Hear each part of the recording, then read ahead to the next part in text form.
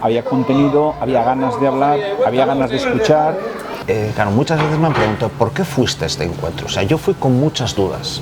Yo no tenía meridianamente claro qué podía salir de allí. Y además sin ninguna contraindicación, o sea, todo era bueno.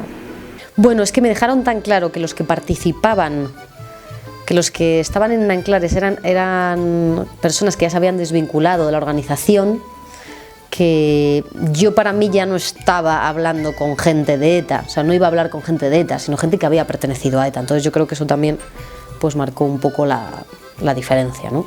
Hace un mes llegó una carta a la Dirección de Atención a Víctimas del Terrorismo del Gobierno vasco, en la que unos cuantos de vosotros expresaban su deseo de reunirse con víctimas. Y a mí me han encargado coordinar el programa que intentará hacer lo posible. La mediación penal. Los procesos en los que colaboro son voluntarios. Las partes colaboran porque quieren participar, sin esperar nada a cambio. Yo no busco nada a cambio. ¿Quién ha dicho aquí que yo busque algo a cambio?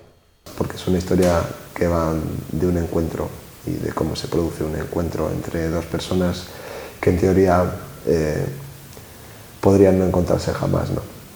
Bueno, es necesario contar este tipo de historias porque la memoria forma parte de nuestra identidad, ¿no? Y lo que ha pasado en Euskadi forma parte de la memoria colectiva de cada uno de nosotros, da igual de dónde seamos, es parte de la historia de nuestro país.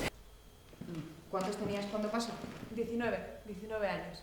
Era concejal, ¿verdad? Sí, llevaba ya como 8 años.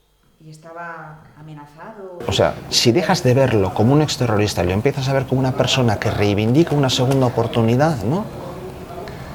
Concho, es que el escenario cambia claramente. Cómo las personas normales somos capaces de las mayores barbaries y de lo contrario. La propuesta es una propuesta muy sencilla, solamente hay 2 mesas y 3 sillas en el escenario, que es lo que se necesita para contar esta historia.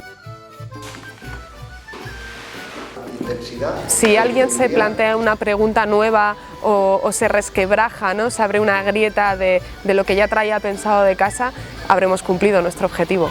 Hasta que un día explotas y piensas, hostia, ya mi vida para nada. Es muy difícil cambiar, ¿eh? En un adulto es muy difícil cambiar y en un adulto que tiene un pasado tormentoso, mucho más difícil todavía cambiar. Pues salía con una adrenalina y con una fuerza que si me dicen que tengo que saltar y saltar 100 metros, yo creo que los salto, o sea... Como director estoy tranquilo porque creo que tanto lo que se ha escrito como lo que se va a ver en el escenario está cargado de honestidad.